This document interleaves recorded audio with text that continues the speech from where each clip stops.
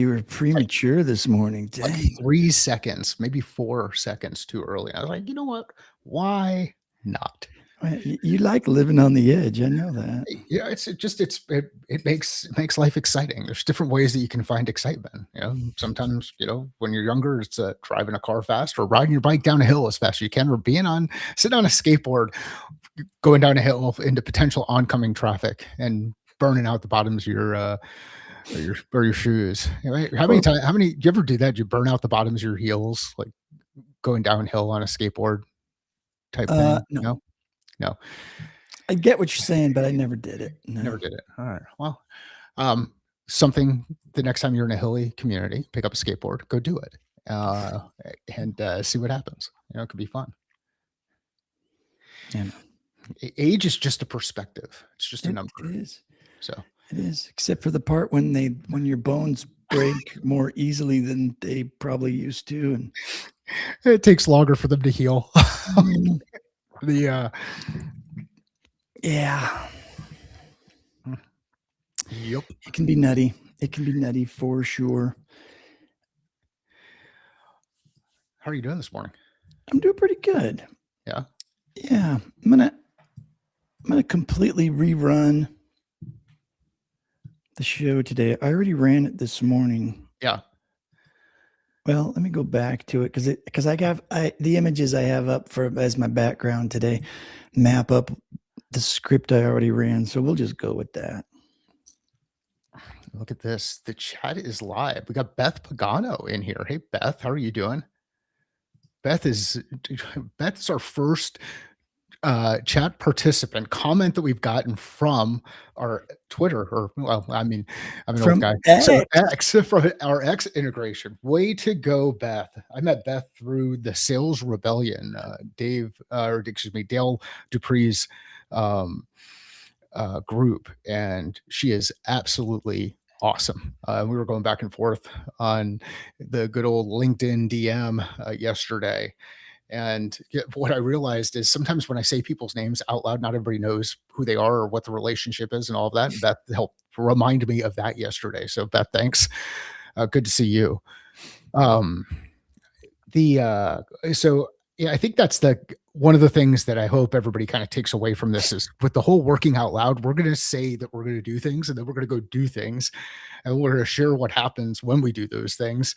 And sometimes when you do things for the first time, those things don't work out the way you expect. And other times when you do things, even for the second or third or fourth time, with the way the tech's evolving, things won't work out the same way. And I ran into that after getting super excited about this Whiteboard Wednesday. I was like, dude, this is going to change the world. It's going to be awesome. Everybody's going to go in and they're going to be able to watch the video and they're going to interact with Ask YouTube.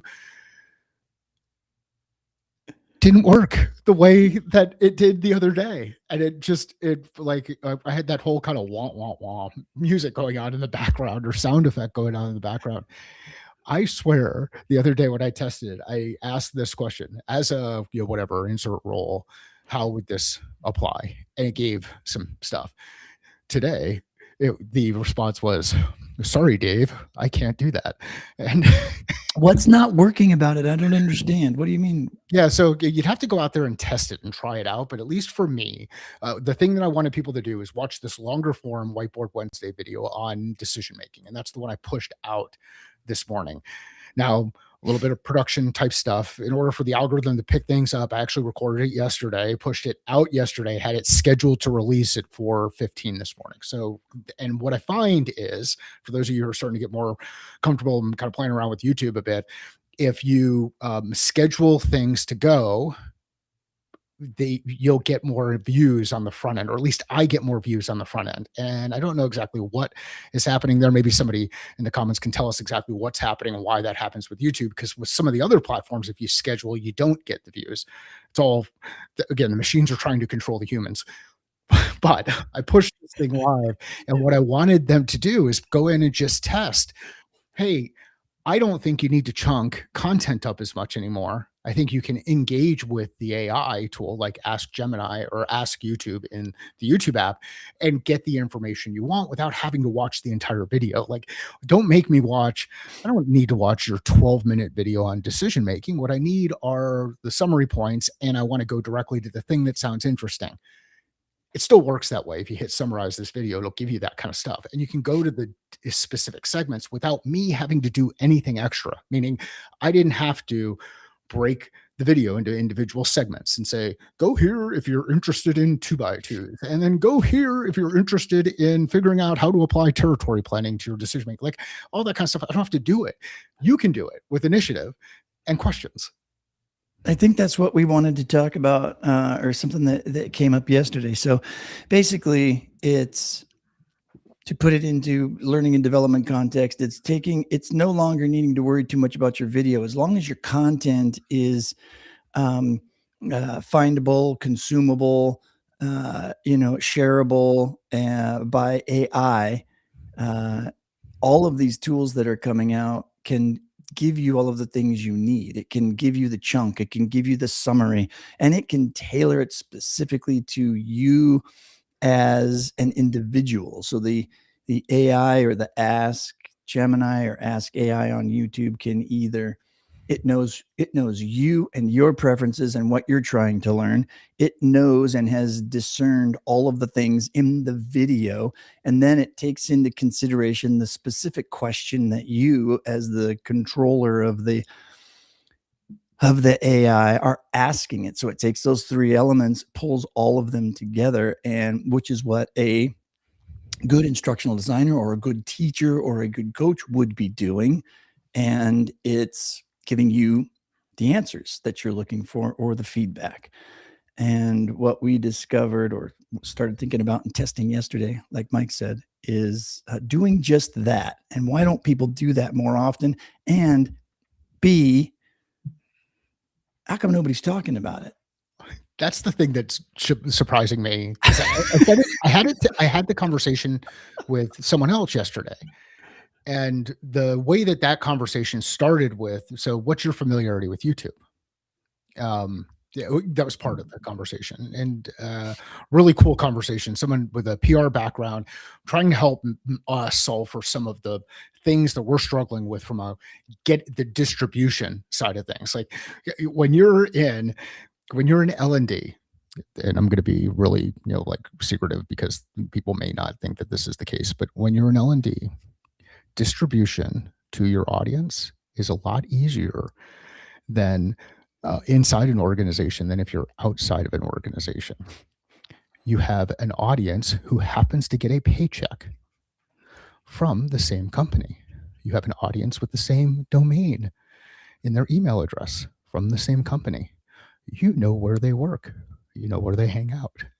So distribution is a little bit different. Like, where everybody's in this space, yet we'll still struggle with implementing new technology. We get that death spike where everybody starts using it, then everything kind of falls off, and what happens? And people go back to where they are. But the interesting thing was, like, what's your familiarity with YouTube? We kind of went through this and kind of how we're screwing around with it and trying to figure some things out, working out loud, doing that. But then I said, hey, have you seen this? And she had not. And I said, this is going to completely change things. Like, just test it with some of your clients and say, how would you interpret this through this lens? Because we're talking about a specific niche market that she's focusing on in another area. Again, when people see it, they start to light up. But it's not like YouTube has this big purple circle or something around it when you come in and be like, hey, dummy, click here. It's not there because they're testing. And that's the beauty of testing. Like, when you roll out new technology, you don't necessarily always tell people about it. You want to see, how do people discover it? Right. Like, how do they find it? And then once they find it, what do they do with it without a lot of prodding and nudging?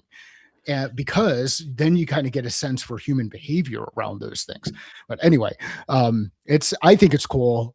I'm super stoked about it. It's super cool. Well, it's if we look at the transition, it's as cool as, and nobody ever talked about the pause button or the fast forward button or the rewind button The as rewind 30 as seconds. Like, how amazing was that? Where you could just hit the rewind button and it would go back either 15 you seconds or 30 right, seconds. you could and right, instructional designers would rather talk about, um, the theories of, um, repetition and why it's important instead of saying, "You know, a really cool way to, like, consume an important piece of content, if you're listening to something, rewind it and listen to it again, rewind it and listen to it again." Everybody's like, uh, nobody's gonna watch a 12-minute video on blah blah blah blah blah, and what if they don't sit through it, and what if the one nugget they need is at like 10 minutes, but they don't watch the whole thing, and it's like, hey, technology solved that problem a long time ago. You can listen to things at 2x, 1x, 1.5x, you could slow it way down. If you're slow and you want to really focus, slow it to 0.5 and listen to something really slow. You know, if you if you listen to it once and you want to find something again, you can click, forward. Okay, listen, click forward 10 seconds, click forward 15 seconds, click forward 20 seconds, all those things. Well, now nobody ever talked about how cool that was, by the way, as a technology. And I always just thought it was amazing. Like you were saying, rewind, listen to something. Ooh, that was cool what that guy just said. Rewind, listen to it again. Rewind, listen to it again until it is like hammered into your brain. If it's a lecturer and you're a student, just rewind, listen to it again. Rewind, listen to it again. That's the value of it. Now, with the AI summarizing the whole darn thing, you don't even need that. You just get to ask AI a question. Hey, send me to the point in the script where Mike is talking about blah, blah, blah. And then Even they send you there. you can even go in there and say, what did the speaker say about this? And it will quickly come back and say, oh, the speaker didn't say anything about that, but they Yeah. said this. Maybe that's what you heard. Right. You're like, oh, wait a second, hold on, I didn't hear it completely. And Well, that's then the coolest thing is you could say, "Oh, search the internet for me, please, and find all of the scientific references that also support that and refute that particular point." I posted this the other day or yesterday on Twitter. I said, I forget exactly how I said it. I have to go back in there, but but it was basically what I said is, um, there is no reason for you to not keep learning. Yeah. There, it is so many of the limits have been taken away. The key pieces or the two things that I look for when I'm hiring, two core things I'm always looking for when I'm hiring. What is your attitude? What is your initiative? Do you have the right attitude?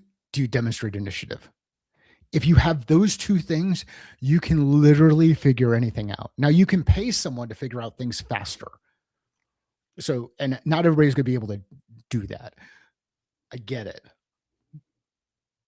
But if you're in one of those situations and you're just kind of trying to figure out what to do, you might have a little bit more time than the other person who has to pay someone to go a little bit faster. Like You could be the it one is somebody pays to learn something faster and share it with them once you're done learning it. It is. Uh, It's awesome. It's an awesome time to be alive, and it's awesome time to be able to interact with this technology. And it takes all of the things that I thought were super cool when I was a kid, like the Zork books, where I could choose my own adventure and go to page 115, or decide to not open the door and go to page 67 or whatever. But like right. all of those kind of things, and you get to interact in real time with this technology with all of the other things. Now, here's the other part: buyer beware, because there's a lot of crap out there. Yeah. And so you've got to, you can, and this is a security thing, trust, verify. You can trust the information, ask some questions around it, but then go verify it and test it in your operating environment. Have a conversation with a real human being on the other side Yeah. and say, hey, what do you think about this? Or how have you done this? Or here's the one that's even more amazing. A lot of times the people who are sourced in that content make themselves available. You can go to their website. You can book time with them. You can chat with them. You can hit them up in the DM. You can slide into their DMs and you do these things. And it is an awesome time to be alive if you got the right attitude and you demonstrate some initiative. Absolutely. So I'm stoked. But at the same time, I'm irritated because I think it worked a different way before, and now they kind of dumbed it down on me, and I'm like, I think I'd have to go back to screenshots. Like the screenshots. Did you see the screenshots I shared on our Yeah. chat? It wasn't yesterday's chat because it takes a while for YouTube to catch up. It's got to process it and all that kind of stuff. Yeah. So I had to go the day before. Mhm. But I mean, we Tim Walker, one of the guys I used to work with back when he was over at General Dynamics, he responded in there. He was like, "Hey, this thing on business acumen is so important. It's what a leader helped me understand early in my career." That wasn't in the text of the LinkedIn post. It was in the screenshot of the summary of the conversation you and I had around the importance of business acumen and some basic questions that we can ask. Right? Okay. Like that context is there based on a summary that comes out, not based on the text that was put into a post. I'm telling you, attitude and initiative, and then the ability to ask a couple of questions, and the world is your oyster. It is unbelievable. I'll do one way back story. The back in the day, it's the same. I'm getting the same feeling and the same excitement that you have, and with AI and what we're learning from it, that I had back in the early days, very early days of RSS feeds and blogs, and when they they first added audio into it, because in the early days of the RSS feeds and subscribing to something, it could only be text. You could only get text, so it was just the blog stuff. And then once they started adding media as a container in it, that's when podcasting started. Except they didn't originally call it podcasting. It was just, oh hey, now you can have audio and images in your feed, in the RSS feed, other media types. And I can remember the very first feed that I was listening to on a regular basis was a Harvard professor. And I remember just thinking to myself, holy shit. I never felt smart enough or able to take good enough tests to go to an Ivy League school, and B, never could have afforded it anyways, but to realize at that time, I don't need to. Yeah. All the knowledge that supposedly exists and is locked up in that, in the fancy school where the fancy people go, is now freely open and available as long as they're doing it to everybody. And then I started learning really fast. All of the stuff that the Mr. Harvard guy was out there preaching was actually the exact same shit that's being taught in every other program, in every textbook you could find in the library and everywhere else. So there really is no need to go to any of the fancy schools. There's a book out there, and I think I've mentioned it before, and these you're going to hear me repeat a number of different books over the time as we do these live sessions, because there are a couple of foundational books that help inform my thinking.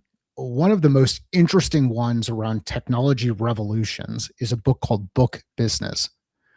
And the author is a guy named Epstein, not that Epstein, but Book Business is around the evolution of the book. And if you, it highlights that. Yeah. It highlights what Brent is talking about here. Like there was a point, and the quote from Anchorman, the smell of rich mahogany and deep leather bound books, right, there was this time where that information was held sacred, and like if you had access to a book, not only had access to a book but you could read, you were a lead, right? And Yep. and those books had to be transcribes. Like, and the story that one of the stories that'll be told about this, if you look at some of the history back there, but it was really big that when you're transcribing the Bible, you couldn't interrupt the people who were transcribing because you didn't want people to miss words type thing. Like, imagine squirrel, and then all of a sudden you completely miss something. You miss an important line or important word. Anyway, so now Jesus didn't die. there's inconsistencies in those books. Well, then this cool thing came out, and kind of an invention. We started the printing press, right? And now all of a sudden you could start to print information in mass, and you no longer are transcribing things, you're getting content out faster. And then we went from hardcover books to paperback books, and you could just kind of go through the evolution, and you start to see this evolution to this technology, which started with someone handwriting some things, and then repeating that handwriting to disrupting the market with paperback books. And now all of a sudden books are more accessible to people because they're less expensive to create, less expensive to purchase. And you move into the digital era, and you can if you go back in and read the book, and it's not a super long book. Again, it's book business. If you go back in and read the book, then you can start to look at the technology changes that we're going through right now and start to look at them through that same lens and say, oh, okay, we have been here before. It's just at a different scale, and more people are aware. Yeah. So anyway, more people have access. Yeah, it's a big deal. Hey, folks, we're here every Monday through Thursday, 6 a.m. Mountain Time. We're going to be doing an AI challenge or show coming up here in the second week of February, even though we still haven't done any work on it to prepare it, but we're going to do it. We don't know what day on that week, but we do know we have a week selected. And we know that Craig and Wendy are going to be participating in it. But so far, that's all we know. Sooner or later, we might get our shit together and pull this thing off. But it's something we're really looking forward to. And so if you'd like to go along for the ambiguous ride, please join us. We might have to put Jen on this, like have Jen start wrangling this kind of stuff in the background. So maybe that's what we'll talk about a little bit later today. But that's our goal. We have good intentions, and that's what we'd like to do, because one of the things we're doing it. That's right. One of the things that we like to do here is to help lighten the load in your AI trauma that you're all experiencing, the fear factor of life around AI disrupting your career and everything that all the negative things that you're feeling. Hey, it's okay. We've been here before. We've done these technology changes before. And by we, it's not just me, it's all of us. And so we're working out loud here. I've created an executive newscast producer utilizing AI, and we're telling you guys about it most mornings. Other mornings, we pontificate about other things like this morning. But we tell you about how this stuff works and how I'm building it, and how we're bringing you the news for today in a very fun and lighthearted way. So I'll get started on it, and then we'll go from there. How about that, Mike? Sounds good to me. All right. Good morning, learners, earners, and people who still haven't finished their 2025 compliance training. It's Wednesday, January 28th, 2026. I'm your host, and today's L&D news is moving faster than a Zoom call when someone mentions mandatory cameras. I'm telling you, I am really happy we've gone back to the non-thinking producer. Welcome back. Oh, me too. Our top story, the great HR shrinkage. Industry titan Josh Bersin just dropped a report that's sending chills down the spine of every HR generalist with a clipboard. He's predicting that AI super agents are about to automate, wait for it, 30% of HR roles and up to 70% of the work currently done by training and development teams. Person says 2026 is the year we stop using AI as a sidekick and start treating it like a super agent. For L&D, this means the era of manual course building is basically over. If you spend your week manually tagging metadata in an LMS, I have bad news for you. A bot just did that in the time it took me to say synergy. Why does it matter? L&D pros, if 70% of your administrative tasks are being eaten by the machine, you need to pivot to digital leadership and skills architecture like yesterday. We talked about that yesterday. It was yesterday's top story as well, but apparently Mr. Producer thought it was important enough for today. And I did go back in and check to figure out why it did that. And in my prompt for it, I do say, look, only search and select current news that's occurred within the last 24 to 48 hours. Ah, So it does look back a day. cool. I think this is a Because I just don't think we have enough news. I don't think that L&D has enough stuff going on to get something fresh. With like, if I did within like the last 2 hours, it would be like, hey, there's nothing out there, man. Yeah. Yeah, it doesn't move that fast. So I think I mean, my biggest takeaway from that first part is I like the non-thinking version of the producer. Yeah. It didn't overcomplicate it, and that might be a pretty interesting takeaway relative to how you operate inside your business. But yeah, I think Well, let's sorry. I am going to interrupt you right there so and just explain to folks what you mean by that. So, in the prompt of Gemini on the bottom right-hand side, there's a thing you can select. You can select either fast, or you can select thinking, or you can select pro. I think there's one other one as well. I don't remember what it is. But yesterday when I ran the agent, I chose thinking instead of fast, and it was really lame. It overthought everything, and it tried too hard to be funny, and it wasn't funny at all. And so when we switched it back after we went off the live stream yesterday, I switched it back to fast and reran it, and we were cracking up. The AI was hilarious. So that's what we mean by that. let's get to the next one, just because I went on I got going on a soapbox this morning, back and forth about It was a shouting good one, though. across all That that might kind have of been the thing at the end of yesterday that we wanted to talk about today. So I'm glad you were able to get that off your chest. stuff. There we go. Thank you. I feel better. I feel seen, We're here to heard, make and everybody feel better. So, if you have to do that, that's great. Next up, science. Researchers at the Okinawa Institute of Science and Technology have discovered that AI learns significantly faster when it talks to itself. Huh. Oh, hello, Brent. Oh, hello. How are you? Oh, I'm doing good today. Apparently, internal mumbling and oh, wait, sorry, I forgot to switch to my internal mumbler background. There we go. Apparently, internal mumbling and short term memory help AI switch tasks and generalize better with less data.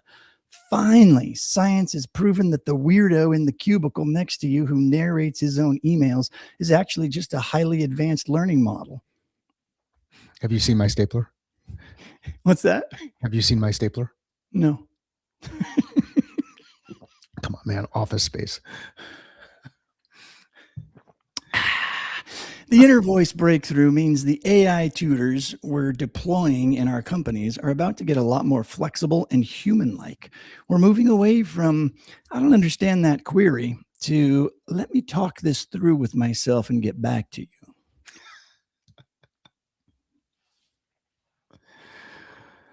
What do you think that leads to? What do you mean? Well, I'm just like we were talking before. We've talked before about the number of hallucinations that we see, and in the challenges that end up happening when it starts kind of working its way through and saying, you know what, I think that's cool. This little human over there wants to do these pretty cool icon images, but I'm going to give it a little bit more detail because people want additional detail. And it starts kind of evolving and moving forward and starting to go a little bit faster. I mean, the talking with itself, does it create more hallucinations? I think that's something that I'm guessing that everybody is trying to figure out and test. My guess would be the reason why we're building things that do that is to keep it from hallucinating. Like when all this stuff kind of first started like 6 hours ago, it, it was, um, it was, hey, everybody, let's write a prompt. And here's how you write a prompt. Well, then it was, well, now here's how you just ask AI to write the fancy prompt for you. You tell it what you want, and then it writes the prompt for you. And if you use one of the advanced tools, you can go in and look at the prompt that the tool generates based on your query. So I write 3 or 4 sentences, it Yeah. builds this thing. And then I go in and I look at the code, and it's like the prompt that it writes is like amazing. And funny enough, oddly, it's exactly the really fancy prompts that people are selling online and all that kind of stuff. And I knew at some point it would accept just voice input.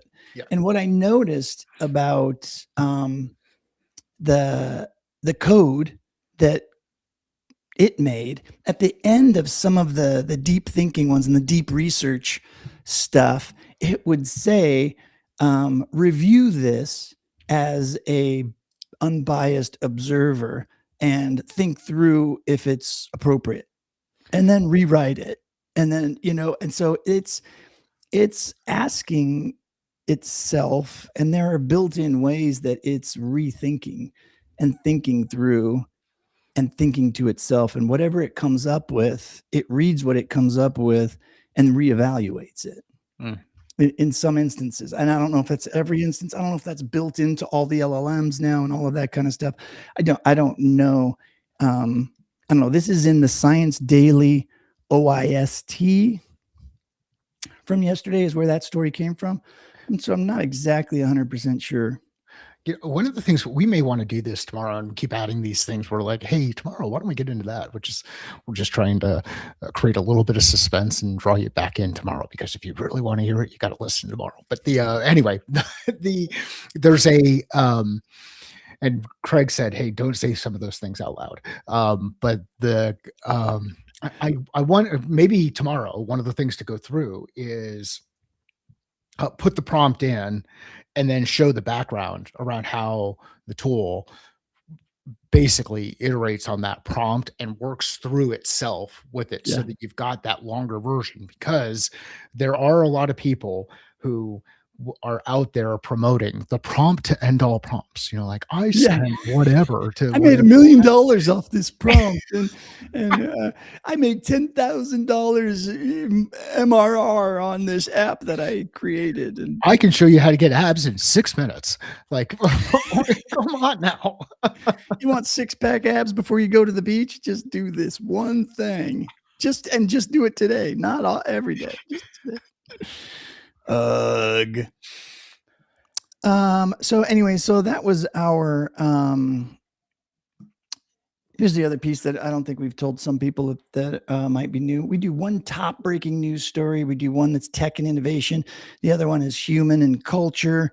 And then the last one we do is I've asked the AI to just pick any industry and do a specific L&D story focused on one specific industry, like manufacturing or pharma and all that kind of stuff. Today's is pharma. So our final and finally, our industry spotlight, biopharma. The Pharma Industry Trend Report 2026 is out, and it's a wake-up call for R&D training.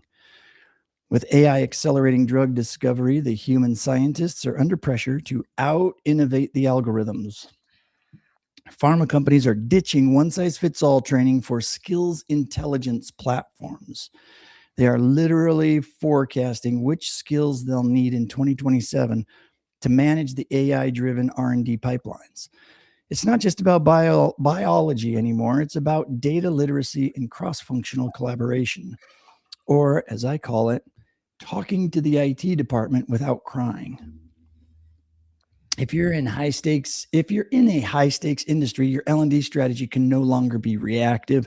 You have to be a skills forecaster.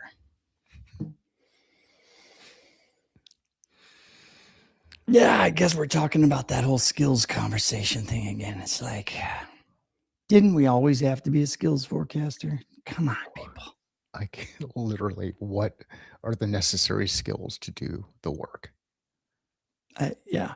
And but it's funny. Um, Skills are kind of boring. It's Yeah. cool to buy tools. Like, check out this new tool I got. This new shiny thing, the new shiny driver, or the new shiny putter, or the new shiny ERP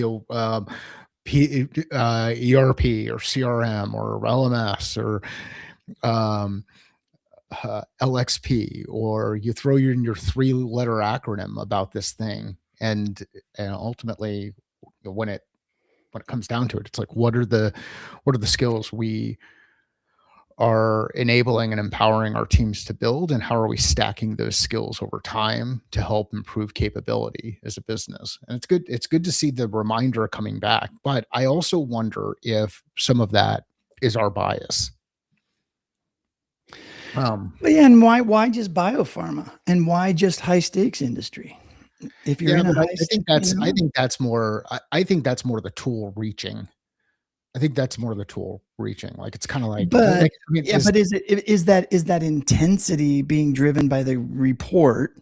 And is this one of those moments where it's like, hey, who sponsored that report? I'd have to Oh, read look, yeah, it's I'd the have to read LMS that's selling its skills yeah. forecasting feature. In biopharma specifically, right? Like, that's the they're and they oh, by the way, this is the market they focus on. Like, we are the only we're the first. The one that I love is the first. We're the first to ever do this. And what you end up finding out after you ask a couple of different questions, including going to You the know what? Everybody has one of these in their pocket. And why doesn't the L&D industry understand that this is where training needs to occur? Brent, for those of you who are auditory learners, will you share what you had in your pocket? Oh, yes, it's an iPhone, an old one, but it's an iPhone nonetheless, a mobile device. So, yeah, Ugh. it's I think the piece is in this I mean, I know I'm let's just get back to ask better questions. We ask the questions like, what are we trying to accomplish? Um, why do we need to do it? Why have we struggled with accomplishing it? These kind of questions can start to form some of the skills that are necessary once we move into the how kind of piece. And we have those conversations. We actually will realize, you know what, to Brent's point earlier, we've been here before. Like, we've done these kind of things. We've dealt with technology changes. And the one that I think is the funniest right now is how many is like the different camps that people are going in around. You need to invest more in the technology, and then the other ones around, is your technology investment even working? And like, there's like, depending on where you are, where you entered in, did you enter in the freeway on the ramp that says I need to invest more and I'm starting to go through, or were you just getting off the exit of that freeway and you're moving into the, hey, are we actually getting something out of this investment? And at what point in time are you going to get Yeah. pulled right back in because the magnet just sucks you over there? So anyhow, We have 10 stories that hit the cutting room floor as well. good. Let's hear it. And they might even be better. And this time it came with links, which is good. Cool. 90% of faculty say AI weakens critical thinking, according to an article in Forbes. A survey by AAC&U and Elon University highlights a growing rift in higher ed. The end of overlong LMS systems. L&D moves toward lightweight workflow integrated hubs. Mm. And in that source is Skills Hub. That's awesome. Brought to you by California Consumer Privacy Act, new rules for companies using AI without human involvement in hiring. That's the source is Kelly Services, happens to be a hiring recruiting company, for those of you that don't know. Agentic AI in HCM systems. ADP reports 48% of large businesses have already adopted agentic AI. You buying that? 40%. 48% have adopted already adopted agentic AI. In which specific space? ADP, just large businesses. 48% of large businesses. What's their definition of large business? Well, I don't know. We'd have to click into the resource and actually read the article, Mike. This Well, is I'm this just is the cutting room I'm floor. messing around again, reminding people, hey, critical thinking is still critical. Like, we can ask questions, we don't just take it. But yeah, you can cherry pick it. I mean, if 48% is of large businesses is based on market share of companies over X dollar amount, and all of them happen to be connected in one way, shape, or form to either uh, investing in Google, investing in Microsoft, investing in Salesforce, investing in OpenAI, investing in whatever, then yeah, shocking, 48% of those companies are actually investing. Yeah. The question I would have is, of those companies, who are the ones who aren't, and why aren't they? Yeah. But Well, anyway, or what do they mean by adopted? yeah, Just because they upgraded their Microsoft 365 account to include the new agentic AI, it doesn't mean they actually know what in the hell they're doing with it. So, right. anyways, all right, it's the cutting room floor, so we're not going to spend a lot of time on these, but they're interesting sometimes. The emergence of new schema memory requires sleep. New neuroscience research on the role of rest in learning. I did see a bunch of people talking about that. Well, not a bunch of people, but I did run across it yesterday. It was interesting. There's always been science on the value of sleep and why your brain needs it. But apparently there's more. So check out the Journal of Neuroscience to read more about that. SEL programs improve academic performance. A USC study provides evidence for social emotional learning ROI.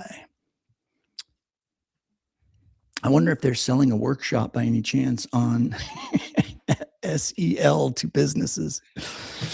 Never mind. I'm trying harder not to be such a No, cranky old skeptic. that's part of our charm here, Brent. That's why people want to listen to this. We got to give the people what the people want, or at least What keep if, giving it to them until they want it. what if people are getting tired of the crankiness, though? Come on. Don't be such a skeptic, Brent. Come on. Try to be positive. Here we go. And Here's that's a what good one. happens when the AI talks Manufacturing good. hiring increases by 4%. That's amazing. I'm so psyched about that. I'm manufacturing is hiring 4% more, a rare bright spot in a slowing global hiring market. Good. 10 global compliance concerns for 2026. Thomson Reuters warns of regulatory fragmentation in AI.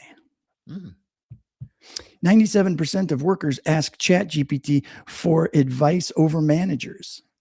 A shocking stat on the breakdown of traditional leadership. That's awesome. That is a good one. Oh, hey, the source of that one is Training Magazine. Oh, okay. You know, the rise of work slop, dealing with the Add influx. that link into our Slack channel. I want to read that one. You want to read that one? All right, here, Not hold the on. work slop one, the challenges with leadership. Oh yeah, you're gonna love that. The rise of work slop, dealing with the influx of low quality AI generated corporate content. I've got actually, I know I'm going to read this one, but I think this is awesome. Awesome. Fuck, that was a Freudian slip. A combination of both ass and awesome. Here we go. I think 97% of workers ask ChatGPT. What's the global adoption of ChatGPT across all workers? Can't be 97%.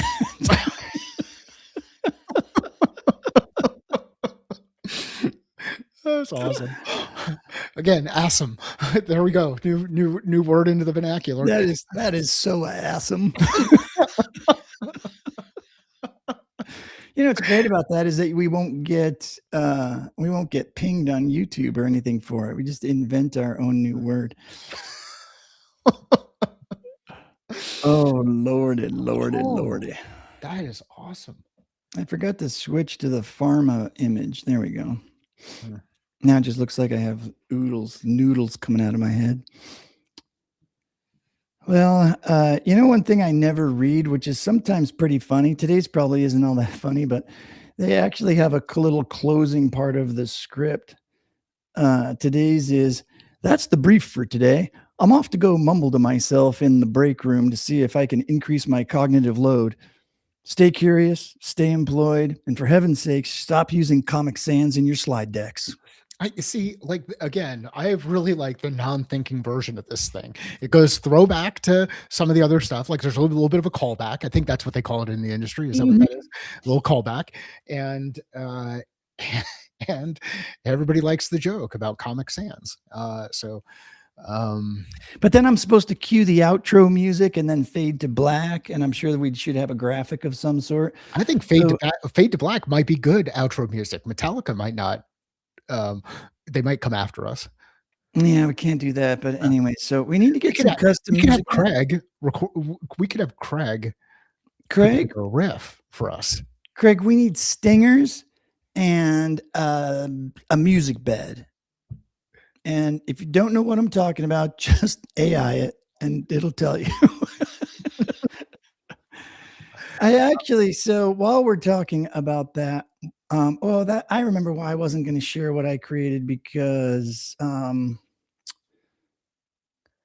can't do my system audio. Since I'm not using my eCam to push content, Yeah. I can't mix all of my own sources together and push it into your system. But anyways, I used Suno and I did create some cool ones, but it doesn't let me download it because I don't pay for it. What's Suno? And suno.com is a song generation Hmm. platform, and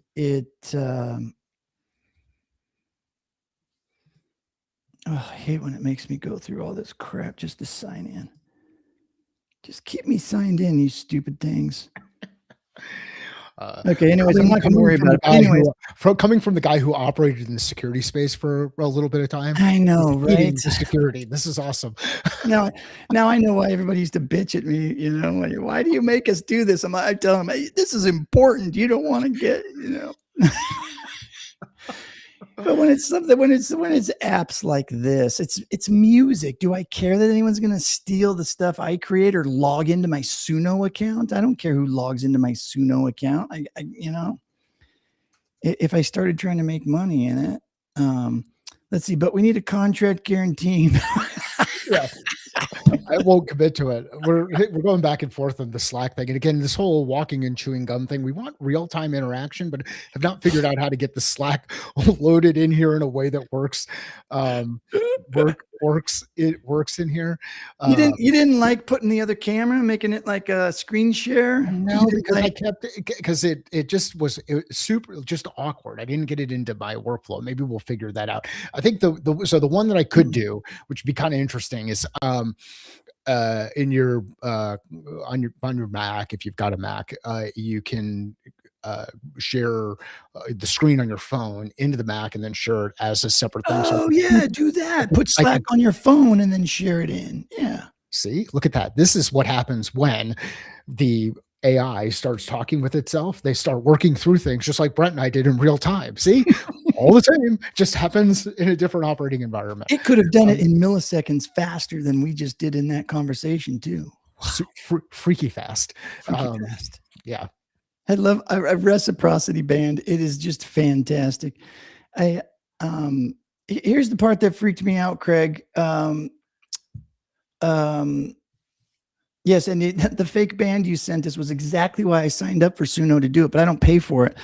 I tried to download it and it wouldn't let me, but then it also said you have to have a paid account to be able to license this and whatever. And so I was just going to record it because it was a cool 9-second stinger that sounded just like a news broadcast, If you're listening to this and you want to engage in that part of the chat, just send Brent or me, whoever you can connect with faster, a note, and we'll work on getting you into the Slack channel. If you use Slack, this is kind of a cool way to be able to interact. What we're trying to figure out is how do we bring it into this environment?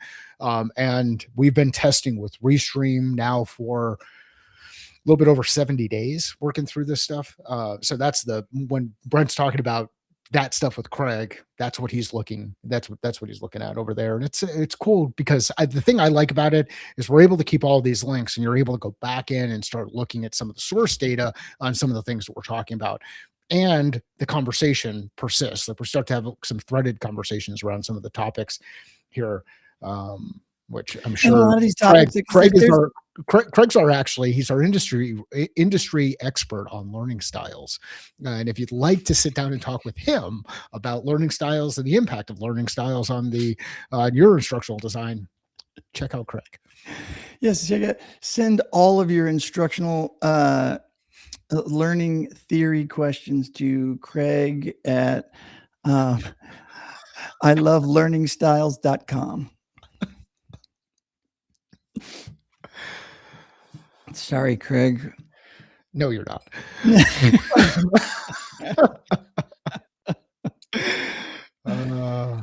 So, all right.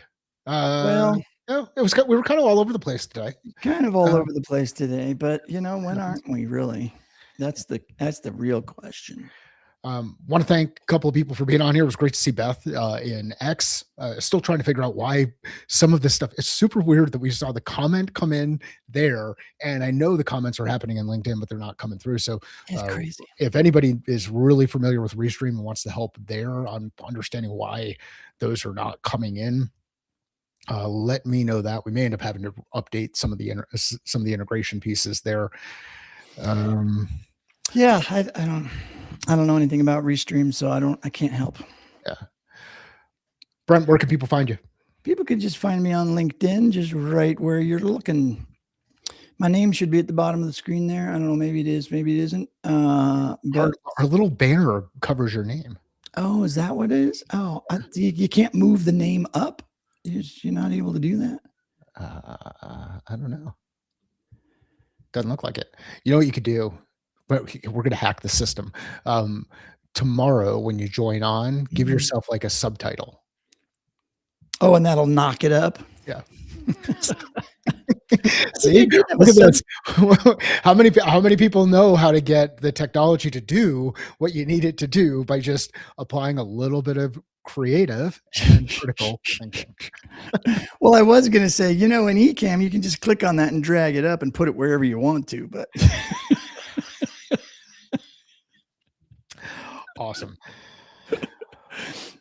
You can find your catalyst at findmycatalyst.com. Connect up with us on LinkedIn.